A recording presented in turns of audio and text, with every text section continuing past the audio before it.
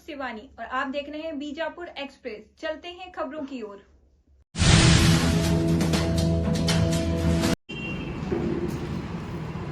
ಇವತ್ತು ಏನು ನಮ್ಮ 17ನೇ ಬಜೆಟ್ ನಮ್ಮ ಸರ್ಕಾರದ ಮಾನ್ಯ ಮುಖ್ಯಮಂತ್ರಿಗಳು 17ನೇ ಬಜೆಟ್ ಅನ್ನು ಬಿಡುಗಡೆ ಮಾಡಿದ್ದಾರೆ. ಅದರ ಅಂಗವಾಗಿ ನಾವು ಇವತ್ತೆಲ್ಲ ಮಹಿಳಾ ಕಾಂಗ್ರೆಸ್ ಬಿಜಾಪುರ ಜಿಲ್ಲೆ ವತಿಯಿಂದ ನಾವು ಇವತ್ತು ಪ್ರೆಸ್ ಮೀಟ್ ಹಮ್ಮಿಕೊಂಡಿದ್ದೀವಿ. ತಮ್ಮೆಲ್ಲ ಮಾಧ್ಯಮ ಮಿತ್ರರಿಗೆ ಮೊದಲು ನಾನು ನಮಸ್ಕಾರಗಳನ್ನು ತಿಳಿಸಬೇಕು. ಮಾನ್ಯ ಸಿದ್ದರಾಮಯ್ಯ ಸಾಹೇಬರು ಮುಖ್ಯಮಂತ್ರಿಗಳಾದಂಥ ನಮ್ಮ ಸಿದ್ದರಾಮಯ್ಯ ಸಾಹೇಬರು ಇದೊಂದು ಬಜೆಟ್ ನೀಡುವ ಮುಖಾಂತರ ಕರ್ನಾಟಕಕ್ಕೆ ಒಂದು ಹೊಸ ಮೆರುಗನ್ನು ತಂದುಕೊಟ್ಟಿದ್ದಾರೆ ಅಂತ ನಾನು ಅನ್ಕೋತೀನಿ. ಏನಪ್ಪ ಅಂದ್ರೆ ವಿಶೇಷ ಅಂದ್ರೆ ನಮ್ಮ ಸಿದ್ದರಾಮಯ್ಯ ಸಾಹೇಬರು ಒಂದೇ ಜಾತಿಗೆ ಮೀಸಲಾದಂಥವರಲ್ಲ, ಎಲ್ಲ ಜಾತಿಗೂ ಸರಿಸಮಾನವಾಗಿ ಏನು ಕೊಡಬೇಕು ಬಜೆಟ್ನಲ್ಲಿ ಅವರಿಗೆ ಅನುಕೂಲಗಳನ್ನು ಅಂತೇಳಿ ತಿಳ್ಕೊಂಡು ಈ ಒಂದು ಬಜೆಟ್ ಮಂಡನೆ ಮಾಡಿದ್ದಾರೆ. ಫಸ್ಟ್ ಆಫ್ ಆಲ್ ನಾವು ಹೇಳ್ಬೇಕಪ್ಪ ಅಂದ್ರೆ ಮಹಿಳೆಯರಿಗೆ ಒಂದು ಒಳ್ಳೆಯ ಅವಕಾಶಗಳನ್ನ ಕೊಟ್ಟಿದ್ದಾರೆ. ಇದೇನು ಗ್ಯಾರಂಟಿ ಯೋಜನೆ ಜೊತೆಗೆ ಕೂಡ ವರ್ಷಕ್ಕೆ 2 ಸೀರೆಗಳನ್ನ ಕೊಡುವಂಥ ಒಂದು ರೀತಿಯಲ್ಲಿ ಇದೊಂದು ಸರ್ಕಾರದಲ್ಲಿ ಒಂದು ಮೆಚ್ಚುಗೆ ಪಾತ್ರ ವಹಿಸಿಕೊಂಡಿದ್ದಾರೆ. ಹೆಣ್ಮಕ್ಳ ಪರವಾಗಿ ನಿಲ್ಲುವಂಥ ಸರ್ಕಾರ ಮತ್ತೊಂದು ಸರ್ತಿ ಸಾಬೀತಾಗಿದೆ. ಯಾಕಪ್ಪ ಅಂದ್ರೆ ಹಿಂದೆ ಇಂದಿರಾ ಗಾಂಧಿ ಅವರು ಆಳುವಂಥ ಸಮಯದಲ್ಲಿ ಬಡವರಿಗೆ ಅಂತೇಳಿ 2 ಸೀರೆ ಕೊಡ್ತಿದ್ರು ಅವರು ಕೂಡ ರೇಷನ್ನಲ್ಲಿ.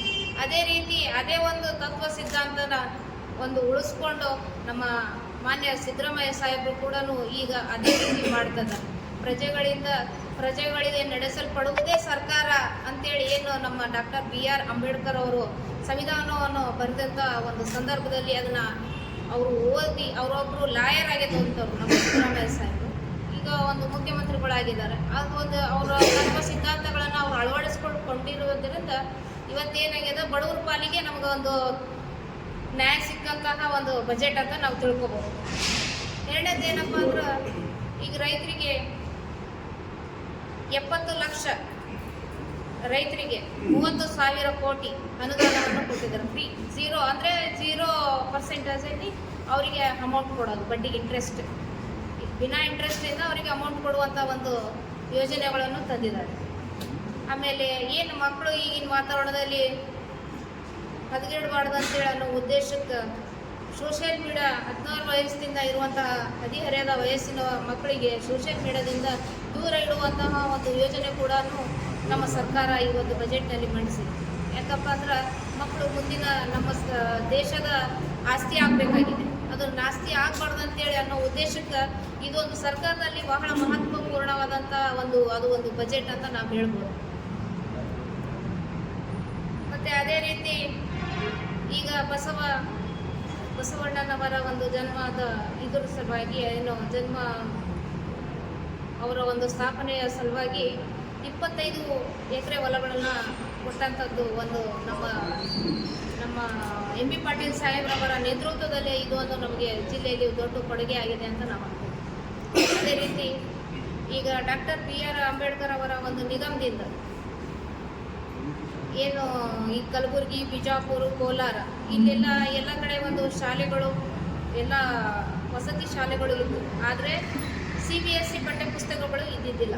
ಅದನ್ನು ಕೂಡ ಒಂದು ಬಿಡುಗಡೆ ಮಾಡಿದ್ದಾರೆ ಈ ಒಂದು ಬಜೆಟ್ನಲ್ಲಿ, ಮಕ್ಕಳಿಗೆ ಅನುಕೂಲ ಆಗಲಿ ಅಂತೇಳಿ. ಅದೇ ರೀತಿ ಮತ್ತೆ ಹೇಳಬೇಕಪ್ಪ ಅಂದ್ರೆ ಪೊಲೀಸ್ ಠಾಣೆಗಳು ನಮ್ಮ ಬಿಜಾಪುರಕ್ಕೆ 2 ಪೊಲೀಸ್ ಠಾಣೆಗಳು ಸಿಕ್ಕಿದೆ. ಕರ್ನಾಟಕದಲ್ಲಿ 12 ಹೊಸ ಪೊಲೀಸ್ ಠಾಣೆಗಳನ್ನು ಆರಂಭಿಸಿದೆ ಬಜೆಟ್ನಲ್ಲಿ. ಅದನ್ನು ಕೂಡ ಇದು ಒಂದು ಬಜೆಟ್ನಲ್ಲಿ ನಮಗೆ ಅಪೂರ್ವವಾದಂಥದ್ದು. ಏನು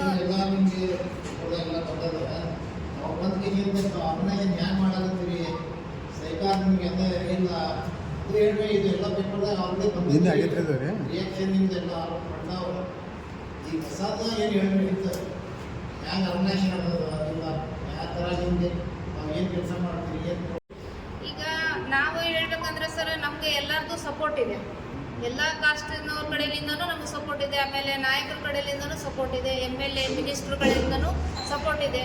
ಮಾಧ್ಯಮದವರಂದ್ರೂ ಮೊದಲು ನಮಗೆ ಸಪೋರ್ಟ್ ಇದೆ. ಯಾಕಪ್ಪ ಅಂದ್ರೆ ಎಲ್ಲಿ ನಾವು ಒಂದು ಹೆಜ್ಜೆ ತಪ್ಪಿರ್ತೀವಿ ಅಲ್ಲಿ ನೀವು ಎಚ್ಚೆತ್ಕೊಳ್ರಿ ಅಂತ ಹೇಳ್ಬಿಟ್ಟು ನಮಗೆಲ್ಲ ಅಣ್ತಂಬ್ರು ಕೂಡ ಸಪೋರ್ಟ್ ಮಾಡಿದ್ದಾರೆ.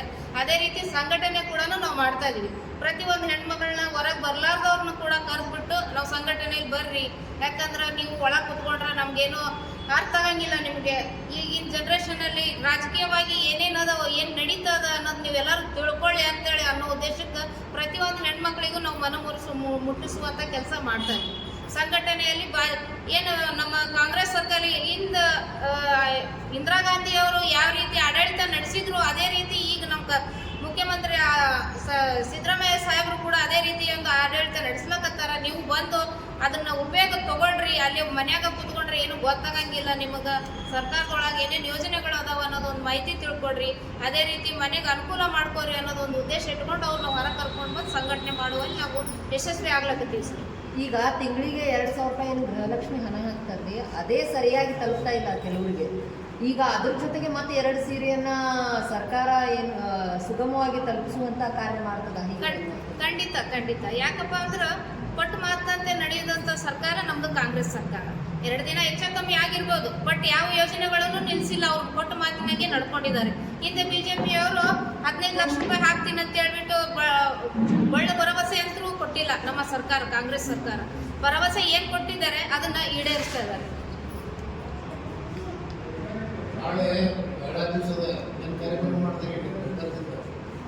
ನಾವು ನಾಳೆ ಅಂತ ಇಟ್ಕೊಂಡಿಲ್ಲ ಸರ್, ಬಟ್ ಈ 2-3 ದಿನದಲ್ಲಿ ನಮ್ದು ಡೇಟ್ ಇದೆ. ಆ ಡೇಟನ್ನು ನಾವು ಫಿಕ್ಸ್ ಮಾಡಿಕೊಂಡು ಒಂದು ಕಾರ್ಯಕ್ರಮ ಇಟ್ಕೊಳ್ಬೇಕಂತ ಅನ್ಕೊಂಡಿದ್ವಿ. ಯಾಕಂದ್ರೆ ಗ್ಯಾರಂಟಿ ಒಂದು ತೊಗೊಂಡಿದ್ದಾರೆ. ಅದೇ ರೀತಿ ಮತ್ತು ಮಹಿಳೆಯರಿಗೆ ಏನೇನು ಅನುಕೂಲಗಳು ಬೇಕು, ಆಮೇಲೆ ಮಹಿಳೆಯರು ಯಾವ ವಿಷಯದಲ್ಲಿ ಹಿಂದದಾರ ಅವ್ರನ್ನ ಒಂದು ಸ್ವಲ್ಪ ಡೆವಲಪ್ಮೆಂಟ್ ಮಾಡುವಲ್ಲಿ ನಾವು ಒಂದು ಸ್ವಲ್ಪ ಪಾತ್ರ ವಹಿಸ್ಬೇಕಂತ ಅನ್ಕೊಂಡಿದ್ವಿ. ಮಹಿಳಾ ದಿನಾಚರಣೆ ಯಾವ ರೀತಿಯ ಕಾರ್ಯಕ್ರಮ? ಯಾವ ರೀತಿಯಪ್ಪ ಅಂದರೆ ಈಗ ಯಾರು ಸಬಲರಿದ್ದಾರೆ, ವಿಧವೆ, ಹ್ಯಾಂಡಿಕ್ಯಾಪ್ಸ್, ಈ ಥರ ಯಾರೊಬ್ರು ಅನಾನುಕೂಲತೆ ಇರುವಂಥ ನಮ್ಮ ಮಹಿಳೆಯರನ್ನ ಕರೆಸಿ ಅವ್ರನ್ನ ಅವ್ರದೇ ಆದಂಥದ್ದು ಒಂದು ರೀತಿಯಲ್ಲಿ ನಾವು ಅವ್ರನ್ನ ಕಷ್ಟ ಸುಖಗಳನ್ನ ಆಲಿಸುವಂಥ ಒಂದು ದಿನ ಇಟ್ಟುಕೊಂಡು ಅವತ್ತು ಮಹಿಳಾ ದಿನಾಚರಣೆ ಅಂದರೆ ಅವ್ರು ನಮ್ಮ ಜೊತೆ ಅವ್ರಿಗೇನು ಕೊರತೆ ಇಲ್ಲ, ನಾವು ನಿಮ್ಮ ಜೊತೆ ಅದೀವಿ ಅನ್ನೋದೊಂದು ಇಟ್ಕೊಂಡು ಕಾನ್ಸೆಪ್ಟ್ ಇಟ್ಕೊಂಡು ಅವ್ರಿಗೆ ನಾವು ಮಹಿಳಾ ದಿನಾಚರಣೆ ಮಾಡ್ಬೇಕಂತ ಅನ್ಕೊಂಡು. ಈಗ ಸಿದ್ದರಾಮಯ್ಯನವರು ಬಜೆಟ್ ಒಳಗೆ ಜಿಲ್ಲೆಗೆ ಒಂದು ಬಂಪರ್ ಕೊಟ್ಟಿದ್ದಾರೆ ಅನ್ನುವಂಥದ್ದು ಬರ್ತಾ ಇರುವಂಥದ್ದು. ಈಗ ಅದೇ ರೀತಿ ನೀವು ಇಲ್ಲಿ ಮಹಿಳಾ ಕಾಂಗ್ರೆಸ್ನ ಜಿಲ್ಲಾಧ್ಯಕ್ಷೆಯಾಗಿ ಏನಾದರೂ ಜಿಲ್ಲೆಯ ಮಹಿಳೆಯರಿಗೆ ನಿಮ್ಮ ಕಡೆಯಿಂದ ಏನಾದರೂ ಕೊಡುಗೆ ಕೊಡ್ತಿದ್ದೀರಾ ಮಹಿಳಾ ದಿನಾಚರಣೆ? ನಮ್ಮ ಕಡೆಯಿಂದ ಅನ್ನೋಕ್ಕೆ ಪ್ರತಿಯೊಬ್ಬರು ಜಿಲ್ಲೆ ಅನ್ನೋಕ್ಕಿಂತ ಎಲ್ಲ ಕರ್ನಾಟಕದ ಎಲ್ಲ ಜಿಲ್ಲೆಯ ಮಹಿಳೆಯರಿಗೂ ಒಳ್ಳೆಯ ಬಂಪರ್ ಬಹುಮಾನನೇ ಇದ್ದಂಗಿದೆ. ಇದು ಮೋಸ್ಟ್ಲಿ ನಮ್ಮ ಬಿಜಾಪುರದಲ್ಲಿ ಏನಪ್ಪ ಅಂದ್ರೆ ಬಸವನಾಡಿನಲ್ಲಿ ಇರುವಂಥ ನಮಗೆಲ್ಲರಿಗೂ ಕೂಡ ನಾವಿಲ್ಲಿರೋ ಹುಟ್ಟಿರೋದೇ ಧನ್ಯ ಅಂತ ನಾವೊಂದು ಬಂಪರ್ ಅಂದ್ಕೊಂಡಿದ್ವಿ. ಈಗ ನಾಳೆನೇ ಮಹಿಳಾ ದಿನಾಚರಣೆ ಇರೋದ್ರಿಂದ ಅವಾಗಿಂದನೇ ಸ್ಟಾರ್ಟ್ ಮಾಡ್ತಾರೆ ಹೇಗೆ? ನಿಮ್ಮ ಇವರು ಲಕ್ಷ್ಮೀ ಹೆಬ್ಬಾಳ್ಕರ್ ಅವರು ಅದೇನು 2 ಸೀರೆ ಕೊಡೋದು, ಗೃಹಲಕ್ಷ್ಮಿ ಹಣದ ಜೊತೆಗೇ 2 ಸೀರೆ ಅನ್ನುವಂಥದ್ದು ನಾಳೆ ಮಹಿಳಾ ದಿನಾಚರಣೆ ದಿನಾನೇ ಮಹಿಳೆಯರಿಗೆ ಏನೋ ಹಂಚಿಕೆ ಮಾಡುವಂಥದ್ದು ಇಲ್ಲ ಅದೆಲ್ಲ ಈಗ ಅವರು ಬಜೆಟ್ ಮಂಡನೆ ಮಾಡಿದ್ದಾರೆ. ರಾಜ್ಯ ನಾಯಕರುಗಳು ಅದನ್ನ ಆಲಿಸಿ ಅದನ್ನು ಕ್ಲಿಯರ್ ಮಾಡ್ತಾರೆ.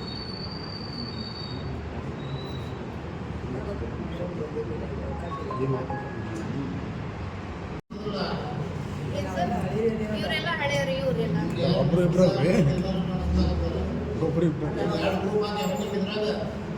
ಏನಿಲ್ಲ. ಈಗ ರೋಗ ಬಂದಿರ್ತಾರೆ ಸರ್, ಆಮೇಲೆ ಬಿಸಿಲು ಜಾಸ್ತಿ, ಹಿಂಗಾಗಿ ಹೊರಗಡೆ ಬರ್ಲಕ್ಕೆ ಒಂದು ಸ್ವಲ್ಪ ಇದು ಆಗ್ತದೆ. ಕೆಲವೊಬ್ರು ನಿಯರ್ ಇದ್ದವ್ರು ಬಂದಿದ್ದಾರೆ, ಹಳ್ಳಿ ಕಡೆ ಇರೋರು ಬಂದಿಲ್ಲ. ಏನೂ ಇಲ್ಲ, ಏನೇ ಇಲ್ಲ ಸರ್, ಎಲ್ಲರೂ ಒಗ್ಗಟ್ಟಾಗಿದ್ದೀವಿ, ಒಗ್ಗಟ್ಟಾಗಿ ಕೆಲಸ ಮಾಡ್ತಾ ಇದ್ದೀವಿ.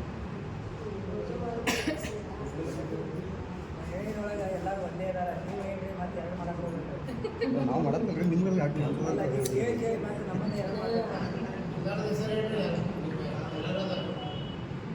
ಇವ್ರ ಹೆಸರು ಸುನಂದ ಅಂತ ಹೇಳ್ಬಿಟ್ಟು, ಸುನಂದ ಅಂಪುರೆ ಸಿಂದಗಿ ಅವರು.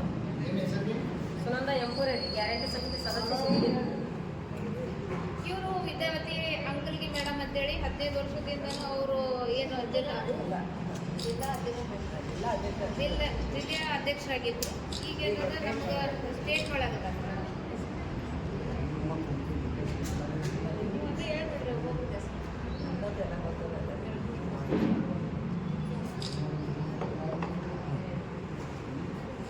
Okay ma'am.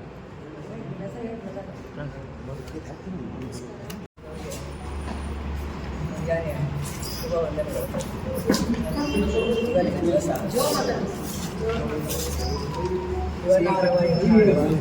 ಇವನಾರವ ಎನ್ನದಿರಯ್ಯ, ಇವನಮ್ಮವ ಇವನಮ್ಮವ, ಇವ ನಮ್ಮ ಮನೆಯ ಮಗನೆಂದೆನಿಸಿ ಯಾಕೆ ಕೂಡಲು ಸಂಗತಿಲ್ಲ ಅನ್ನುವ ರೀತಿಯಲ್ಲಿ ನಮ್ಮ ಸರ್ಕಾರದ ಮುಖ್ಯಮಂತ್ರಿಗಳಾದ ಸನ್ಮಾನ್ಯ ಸಿದ್ದರಾಮಯ್ಯ ಸಾಹೇಬರು ಇವತ್ತಿನ ದಿವಸ 17ನೇ ಬಜೆಟನ್ನು ಮಂಡಿಸಿದ್ದು ನಮಗೆಲ್ಲ ತುಂಬ ಖುಷಿ. ಯಾಕಂದರೆ ಈ ರಿಕಾರ್ಡ್ ಇನ್ನೂ ತನಕ ಯಾರೂ ಮಾಡಿಲ್ಲ. ಅಂಥ ಒಂದು ಬಜೆಟನ್ನು ಮಂಡಿಸುವುದು ಭಾಳ ಸುಲಭದ ಕೆಲಸ ಅಲ್ಲ. ಯಾಕಂದರೆ ಪ್ರಾಂತ್ಯವಾರು, ಜಾತಿವಾರು ಮತ್ತು ಎಲ್ಲ ರೀತಿಯಿಂದಲೂ ಸಮಾನತೆಯನ್ನು ಸಾರಬೇಕು. ಯಾವ ಪಕ್ಷಕ್ಕೂ ಭೇದ ಭಾವ ಮಾಡದೆ ಒಂದೇ ತಕ್ಕಡಿಯೊಳಗೆ ಎಲ್ಲರನ್ನು ಹೋಗುವಂಥ ಕೆಲಸ ಅವರು ಮಾಡಬೇಕಾಗ್ತದೆ. ಆ ಬಜೆಟ್ ಅನ್ನೋದು ಭಾಳ ಜಟಿಲವಾದಂಥ ಕಾರ್ಯ. ಆದರೆ ಸುಲಲಿತವಾಗಿ ಅವರು 17 ವರ್ಷ ತನಕ ಮಾಡತಕ್ಕಂಥದ್ದು ಅದು ಶ್ಲಾಘನೀಯವಾದಂಥ ಕೆಲಸ ಅಂತ ನಾನು ಹೇಳ್ತೀನಿ. ಈ ಒಂದು ನಿಟ್ಟಿನೊಳಗೆ ಹಲವಾರು ಯೋಜನೆಗಳನ್ನು ಅವರು ಹಾಕೊಂಡಂತೆ ನಾವು ನಿನ್ನೆಯಿಂದ ಎಲ್ಲರೂ ನೋಡಿದವರು. ನಮ್ಮ ಬಿಜಾಪುರಕ್ಕಾದ್ರೂ ಹಲವಾರು ಯೋಜನೆಗಳು ಬಂದವು. ಅದೇ ರೀತಿ ಶ್ರೀಮಾನ್ಯ ನಮ್ಮ ಸಂವಿಧಾನ ರಚನೆಕಾರರು ಅಂಬೇಡ್ಕರ್ ಅವರು ಎಲ್ಲೆಲ್ಲಿ ತಿರುಗಾಡಿದ್ರು ಅಲ್ಲೆಲ್ಲನೂ ಕೂಡ ಹಾಸ್ಟೆಲ್ಗಳನ್ನು, ಶಾಲೆಗಳನ್ನು, ಪಬ್ಲಿಕ್ ಸ್ಕೂಲ್ಗಳನ್ನು ಮಾಡುವಂಥ ಒಂದು ಅಮೋಘವಾದ ವಿಚಾರವನ್ನು ಹೊಂದಿದ್ದು ನಾವೆಲ್ಲ ಪೂರ್ಣ ಕಟ್ಟದಿಂದ ಮಹಿಳೆಯರು ಸ್ವಾಗತ ಮಾಡ್ತೀವಿ. ಮತ್ತು ಮಹಿಳೆಯರಿಗೆ ಬಂಪರ್ ಬಹುಮಾನನೇ ಅದ ಇದ್ರು ನಮ್ಮ ನೋಡಿದರೆ ಯಾಕಂದರೆ ಆ ಬಸ್ನೊಳಗೆ ಫ್ರೀ ಅಡ್ಡಾಡ್ತೀವಿ, ಅದು ಮೊದಲಿನಿಂದ ಬಂದರೂ ಈಗೂ ಇಂಕ್ಲೂಡ್ ಆಗೇ ಆಗ್ತದಲ್ಲ. ಈ ಸೀರೆಗಳನ್ನು ಕೊಡ್ತೀವಿ ಅಂತಂದ್ರೆ ವರ್ಷಕ್ಕೊಮ್ಮೆ ಮನೆಯೊಳಗೆ ಸೀರೆ ಕೊಡಿಸೋದೇ ಕಠಿಣ ಆಗಿರ್ತದೆ. ಅಂತಂದ್ರೆ ಸರ್ಕಾರದವರಿಗೆ ಎರಡು ಸೀರೆ ಕೊಡ್ತಾರೆ ಅಂತಂದ್ರೆ ಅದಕ್ಕಿಂತ ಹೆಚ್ಚಿನ ಸಂತೋಷ ನಮ್ಗೆ ಮತ್ತೊಂದಿಲ್ಲ. ನಮ್ಮ ಬಡ ಮಹಿಳೆಯರಿಗೆ, ಯಾಕಂದ್ರೆ ಬಸ್ನೊಳಗೆ ಹೆಚ್ಚಿಗೆ ನಾವು ನೋಡ್ತೀವಿ BJPಯವರೇ ಅಡ್ಡಾಡ್ತಾರೆ, ಆದರೆ ಬೈಯೋದು ಮಾತ್ರ ನಮ್ಮನ್ನು ಬೈತಾರೆ, ಕಾಂಗ್ರೆಸ್ನವರು ಬೈತಾರೆ. ಎಲ್ಲ ನೌಕರದಾರರೇ ಎಲ್ಲ ಸರ್ಕಾರದವ್ರಿಗೆ ನೌಕರಿಯೊಳಗೆ ಇದ್ದವರೇ ಬಸ್ನೊಳಗೆ ಅಡ್ಡಾಡ್ತಾರೆ. ಅದನ್ನು ಮಾತ್ರ ನಮಗೆ ಟೀಕಾ ಮಾಡ್ತಾರೆ. ಅದನ್ನು ಬಿಡಬೇಕಾಗಿದ್ದರು ಅವರು. ನಾನು ಹೇಳೋದಿಷ್ಟೇ, ನಮ್ಮ ಮಹಿಳೆಯರಿಗೆ ಪೂರ್ಣ ಪ್ರಮಾಣದೊಳಗೆ ಸೌಲಭ್ಯಗಳನ್ನು ಕೊಡ್ತಾರೆ. ಮತ್ತು ಈಗ ನಾವು ನೋಡ್ತೀವಿ ಎಲ್ಲ ಮಹಿಳೆಯರಿಗೆ ನೀವು ಸ್ವಸಹಾಯದಿಂದ ಏನಾದರೂ ಮಾಡ್ತಿದ್ರಿ ಅಂತ ನಾವು ಸಹಾಯಧನ ಕೊಡ್ತೀವಿ ಅಂತ ಹೇಳ್ತಾರೆ. ಮತ್ತು SC ST ಅವರಿಗೆ 10 ಲಕ್ಷ ತನಕನೂ ಅವರಿಗೆ ಸಾಲ ಸೌಲಭ್ಯ 4% ಕೊಡಾಕ್ತಾರೆ. ಕೇವಲ 4% ಯಾವುದು ನಾವಿಕರಿರ್ಬೋದು, ತಲೆಕೂದಲನ್ನು ತೆಗೆಯುವಂಥವ್ರು, ಮಡಿವಾಳರಿರ್ಬೋದು, ಅಂಥವ್ರಿಗೆಲ್ಲ ಕೇವಲ 4% ಅವರು ಒಂದು ಈಗ ತಮ್ಮ ಬಜೆಟ್ನೊಳಗೆ ಮಂಡನೆಯನ್ನು ಮಾಡಿದ್ದಾರೆ. ಈ ನಿಟ್ಟಿನೊಳಗೆ ಹಲವಾರು ಯೋಜನೆಗಳು ಬಿಜಾಪುರಕ್ಕೂ ಬಂದವು. ಮುಖ್ಯವಾಗಿ ಹೇಳಬೇಕು ಅಂತಂದ್ರೆ ನಮ್ಮ ಬಿಜಾಪುರದೊಳಗೆ PPP ಮಾದರಿಯೊಳಗೆ ಬಿಟ್ಟು ನಾವು ಸರ್ಕಾರಿ ಕಾಲೇಜುಗಳನ್ನು ಬೇಡಿದ್ದೀವಿ. ಮೆಡಿಕಲ್ ಕಾಲೇಜು ನಮ್ಮ ಸರ್ಕಾರಿ ದವಾಖಾನೆಯೊಳಗೆ ಅದನ್ನು ಅವ್ರು ಕೈ ಬಿಟ್ಟಿವಿ ಅಂತೇಳಿ ಲಾಸ್ಟ್ ಸಲ ಬಂದು ಅಂತ ತಮ್ಮ ಭಾಷಣದೊಳಗೆ ಹೇಳಿದರು. ಅದೇ ನಿಟ್ಟಿನೊಳಗೆ ಸಮಗ್ರವಾಗಿ ವಿಸ್ತಾರವಾದ ಚಿತ್ರಣವನ್ನು ನಮಗೆ ಕೊಡಿಸುವ ಹಾಗೆ ನಮ್ಮ ಬಜೆಟ್ ಬಂದಾಗ ಅದನ್ನು ಮೀಸಲಾಗಿಲ್ಲ. ವಿಸ್ತೃತವಾದ ವರದಿ ಅಂತಂದೇನು ಈಗಾಗಲೇ ಏನದ ಅಲ್ಲಿ ಹಾಸ್ಪಿಟಲ್ದೊಳಗೆ ಮುಂದೆ ಡೆವಲಪ್ಮೆಂಟ್ ಮಾಡೋ ಸಲುವಾಗಿ ಏನೇನು ಬೇಕು, ಮುಂದೆ ಯಾವ ಖರ್ಚುಗಳು ಎಷ್ಟೆಷ್ಟು ಪ್ರಮಾಣಗಳು ಬೇಕಾಗ್ತದೆ ಅನ್ನುವಂಥದ್ದು ಒಂದು ಚಾರ್ಟ್ ಮಾಡಿ ಕೊಡಬೇಕಾದಂಥ ಕರ್ತವ್ಯ. ಅದಕ್ಕೊಂದು ನಿಗಮವನ್ನು ಸ್ಥಾಪನೆ ಮಾಡ್ಯಾರ. ಅದಕ್ಕೆ ಕೆಲವೊಂದು ಕಮಿಟಿ ಮಾಡ್ಯಾರ. ಅದಕ್ಕೆ ಆ ಕಮಿಟಿಯವರು ಶೀಘ್ರವಾಗಿ ಅದನ್ನು ನಮ್ಗೆ ಕೊಡ್ತಾರೆ. ಆ ನಿಟ್ಟಿನೊಳಗೆ ಬಡವರಿಗೆ ಭಾಳ ಅನುಕೂಲ ಆಗ್ತದೆ. ಯಾಕಂದರೆ ಬಡ ಮಕ್ಕಳು ಅಲ್ಲೇ ಎಜುಕೇಷನ್ ತೊಗೋತಾರೆ. ನಮ್ಮ ಸ್ಲಮ್ನೊಳಗೆ ಇದ್ದವರು ಕೂಡ ಡಾಕ್ಟರ್ ಆಗ್ತಾರೆ. ನಾವೆಲ್ಲ ಬಯಸೋದು ಅದೇ. ದೊಡ್ಡವರು ಏನೆಲ್ಲ ಕೋಟಿಗಟ್ಟಲೆ ಕೊಟ್ಟು ರೊಕ್ಕ ಕೊಟ್ಟು ಕಲಿತಾರೆ, ನಮ್ಮ ಬಡ ಮಕ್ಕಳಿಗೆ ಏನೂ ಆಗ್ತಿರೋಲ್ಲ. ಅದಕ್ಕೆ ಸ್ಲಮ್ನಲ್ಲಿ ವಿದ್ಯಾರ್ಥಿಗಳು ಕೂಡ ಅಲ್ಲಿ ಶಾಲೆ ಕಲಿಬೇಕು. ಮತ್ತು ಅಲ್ಲೇನೆಲ್ಲ ಡಾಕ್ಟರ್ ಆಗುವಂಥ ಅವಕಾಶ ಅವರಿಗೆ ಸಿಗುವಂಥದ್ದು ಅದು. ಮತ್ತು ಪುಕ್ಕಟೆಯಾಗಿ ಔಷಧಿಗಳಲ್ಲಿ ಕೊಡ್ತಾರೆ. ಅಕಸ್ಮಾತ್ PPP ಮಾದರಿಯೊಳಗೆ ಆಯಿತು ಅಂತಂದ್ರೆ ಎಲ್ಲನೂ ನಾವು ರೊಕ್ಕ ಕೊಟ್ಟೆ ಹೋಗ್ಬೇಕಾಗ್ತದೆ.